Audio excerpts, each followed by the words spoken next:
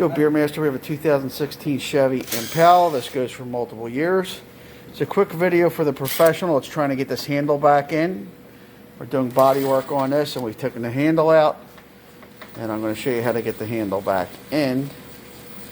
And the key to this is you can get this side in easy, but that won't go in. There's a little metal thing that goes back and forth, and you need to move that metal piece towards the back of the car. And the only way to do that, you hole here, you push it forward.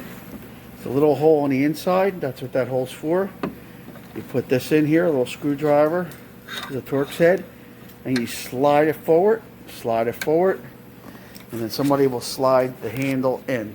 That will open that up. So that's for the professional that understands this kind of thing, and that's how we did it. Don't know if it's the right way exactly, but it worked, and it was pretty quick after a little thinking about it. Joe Beermaster, thanks for watching.